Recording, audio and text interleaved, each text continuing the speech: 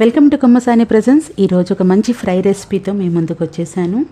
Potato fry పిల్లలకి పెద్దలకి అందరికీ నచ్చే ఈ పొటాటో ఫ్రై చాలా చాలా బాగుంటుంది. ముఖ్యంగా ఈ లంచ్ బాక్స్ రెసిపీలోకి ఇది చాలా చాలా బాగుంటుంది. మార్నింగ్ మనం ఎలా చేస్తామో ఆఫ్టర్నూన్ కూడా అదే మంచి స్మెల్ తోటి మంచి టేస్ట్తో ఉంటుంది. తప్పకుండా దీన్ని లంచ్ బాక్స్లోకి ప్రిపేర్ చేసుకోండి. లేదంటే మీరు సైడ్ డిష్గా కావాలి అనుకుంటే సైడ్ డిష్గా కూడా ప్రిపేర్ చేసుకోవచ్చు. చాలా చాలా బాగుంటుంది. మరి ఎలా తయారు చేసుకోవాలో చూద్దామా. ముందుగా పొటాటోస్ని తీసుకొని పీల్ తీసేసి చిన్న చిన్న ముక్కలుగా కట్ చేసేసుకొని వాటర్లో వేసుకోవాలి. వాటర్లో వేసుకుంటే ఎక్కువగా ఉన్న స్టార్చ్ అంతా కూడా బయటికి వెళ్ళిపోతుంది.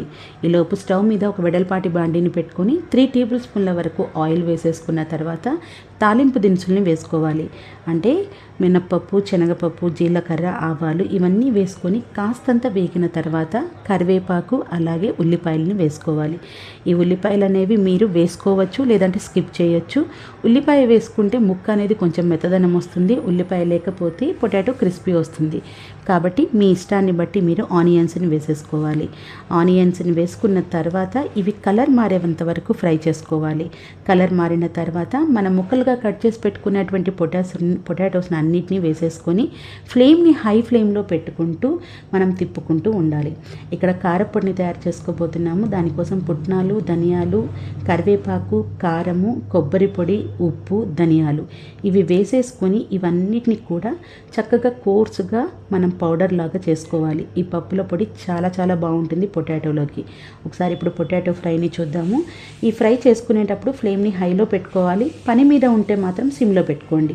దగ్గరగా ఉంటే మాత్రం ఫ్లేమ్ని హైలో పెట్టుకుంటే ఆ ముక్క అన్నది కలిసిపోకుండా ముద్దలాగా రాకుండా ఉంటుంది. కాబట్టి తప్పకుండా ఫ్లేమ్ని హైలో పెట్టుకుంటూ కలుపుకుంటూ చేసుకోండి.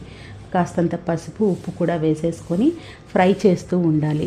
మనం సిమ్లో పెట్టి మూత పెట్టేస్తే మాత్రం ఆ ఆవిరికి ఇది ముద్దలాగా తయారవుతుంది. కాబట్టి మూత అసలు పెట్టవద్దు. అలాగే ఫ్లేమ్ని కూడా సిమ్లో కంటే కూడా హైలో పెట్టుకుంటే ఈ ముక్క అనేది తొందరగా ఫ్రై అయిపోతుంది.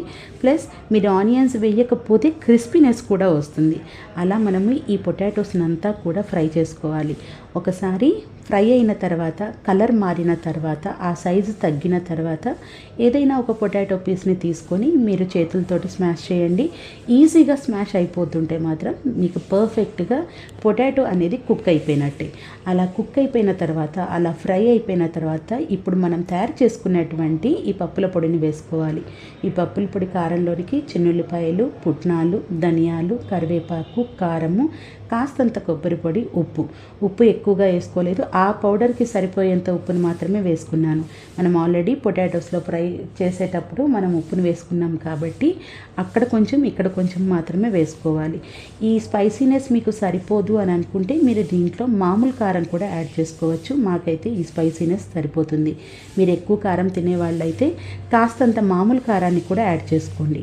ఈ పొడి వేసుకున్న తర్వాత ఇంకొక 5 నిమిషాలు ఈ ఫ్రై మొత్తం కలుపుకుంటూ తిప్పుకుంటూ ఫ్రై చేసుకోండి. అంతే ముక్కకు కూడా ఈ మసాలా కారం అనేది పడుతుంది. అంతే చక్కగా పర్ఫెక్ట్గా ఉండే పొటాటో ఫ్రై తయారైపోయింది. Thank you for watching.